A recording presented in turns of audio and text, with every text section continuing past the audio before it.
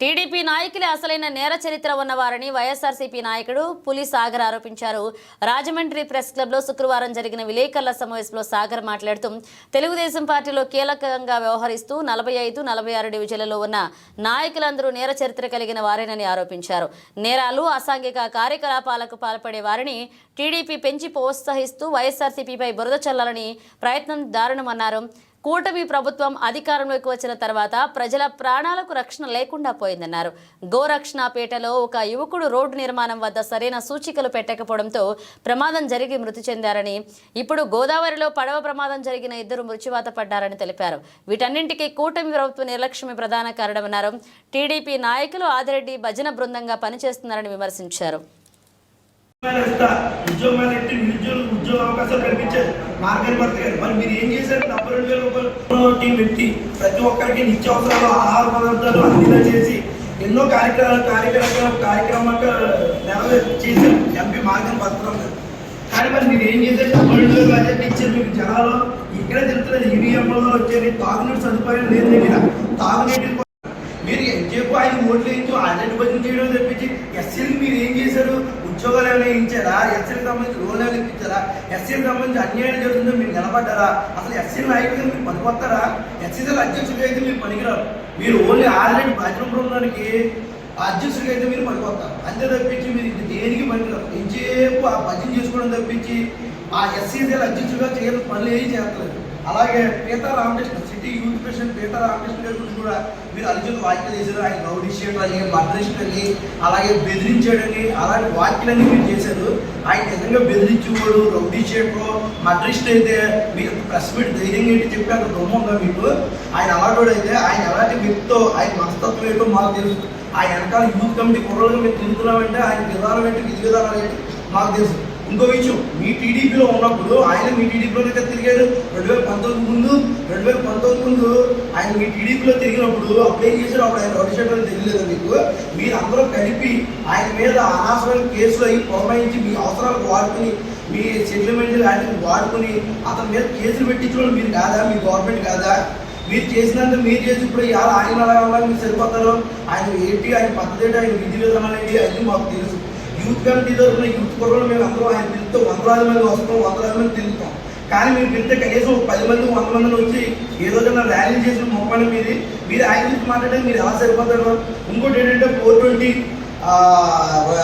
మార్గం భర్త గారు వెనకాల 420 నేర చరిత్రలో అని చెప్పేసి మీరు మాట్లాడారు.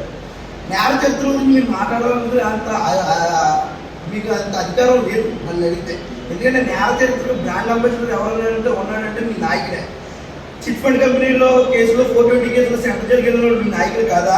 45వ వార్డులో ప్యాకెట్ రాయిలు పెంచి పోషిస్తా ప్యాకెట్ క్లబ్లు నడిపిస్తే మీ నాయకులు కదా? ఆయన నేర చరిత్రలు కదా మీకు. అలాగే 40వ వార్డులో కుర్రల్ని బ్రాకెట్ ఆటలో, ఇంకో ఆటలో, ప్యాకెట్లు, గుండాట్లు ఆడించి వాళ్ళందరూ నీ అనుచరులు కదా? వాళ్ళందరూ నేర చరిత్ర కదా? 46వ వార్డులో గంజా కేసులో ఉన్న నిందితులు నీ చుట్టూరు తిరుగుతున్నాడు, నువ్వే నీ వెనకాల తిప్పుకున్నావు. వాళ్ళందరూ నేరస్తులు కదా? మీరు నేర చరిత్ర గురించి మీరు మాట్లాడటం నాకు అర్థం కావట్లేదు. మీ వెనకాల ఉన్న వాళ్ళందరూ నేర చరిత్ర. అలాగే నీ ఫేస్బుక్ ఉంది. ఆ ఫేస్బుక్లో మాజీ ఎంపీ మార్గాన్ని భర్తరావు గారిది మాఫింగ్ వీడియో తయారు చేసి అన్ని క్యాలెండర్లని, పబ్లిక్ క్యాలెండర్ని, మాఫింగ్ వీడియోలని, కౌంటర్లని తయారు చేసి లెక్చర్ వీడియో కామెంట్లు పెడతారు. అవి మీకు కనపడతారా? ఇవి నేర చరిత్ర కాదా? నేరాలు కాదా? ఇవి మా మీద కేసులు పెడతారు. మీరు చేసి మరి తప్పు కదా?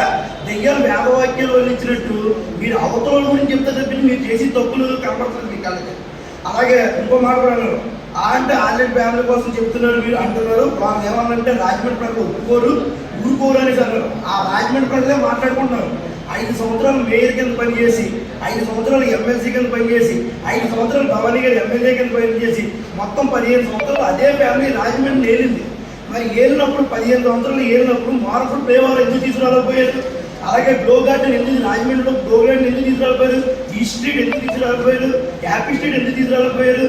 అక్కడెక్కడ రైల్వే స్టేషన్ దగ్గర బ్యాక్ సైడ్ మొత్తం అది గంజా బ్యాచ్ అన్ని ఉంది, ఫస్ట్ ఉంది. ఆ ప్లేస్ పుష్కర్ ప్రాజెక్ట్ కింద చేసి సుందరవనం కింద మార్చింది ఎవరు? మార్గం భర్త గారు కాదా? మీరు అవన్నీ ఎందుకు చేయలేకపోయారు? గత 15 సంవత్సరాల నుంచి రాజమండ్రి పరిపాలిస్తున్నప్పుడు ఇవన్నీ ఎందుకు మీరు చేయలేకపోయారు? కోరి మార్కెట్లో అంబేద్కర్ విగ్రహం ఏర్పాటు చేయడం ఏంటి? ఎంపీ థియేటర్ ఇక్కడ పెట్టడం ఏంటి? జనరంజకంగా నడిపారు మా ఎంపీ గారు ఈ రాజమండ్రి. మీరు ఈ 15 సంవత్సరాల్లో మరి ఇదే పార్టీలో ఉండి ఇక్కడ ఉండి మీరు ఎదురు చేయలేకపోయారు, జనాలు కూడా మాట్లాడుకుంటారు. అవి మీకు వినపడతలేదా? ఇంకో విషయం మాట్లాడారు, 72,000 రూపాయలు మెజార్టీ వచ్చింది. 72,000 రూపాయలు, 72,000 మెజార్టీ. నాకు తెలియక అడుగుతున్నాను, 72,000 మెజార్టీ రావడానికి పక్కన ఉన్న రూరల్లో ఉన్న గోరెంట్ల బుచ్చి చౌదరి గారు 62,000 మెజార్టీతో గెలిచారు. అది 5 సార్లు ఆయన ఎమ్మెల్యే కింద గెలిచారు. ఆయనకి 62,000 రూపాయలు మెజార్టీ వస్తే మరి ఎంతకాలం నుంచి మీరు కొత్తగా వచ్చి ఫస్ట్ ఎమ్మెల్యే కింద చేసి 72,000 రూపాయలు 72,000 మెజార్టీ ఎలా వచ్చింది మీకు అని ప్రజలు అడుగుతున్నారు. దానికి సమాధానం ఏంటి? ఇంకో విషయం, గుడ్ మార్నింగ్ అనే ప్రోగ్రాం పెట్టి ఆ ప్రోగ్రాం ద్వారా ప్రజలతో వెళ్ళి ఆ వార్డులో తిరిగి వార్డులో ఉన్న సమస్యలు తెలుసుకుని గత 15 సంవత్సరాల నుంచి ఏంటి సీసీ రోడ్డు, గత 15 సంవత్సరాల నుంచి లేని కాలంలో ఏంటి మీరా, అందుకని ఇచ్చారు మీకు 72,000 మెజార్టీ.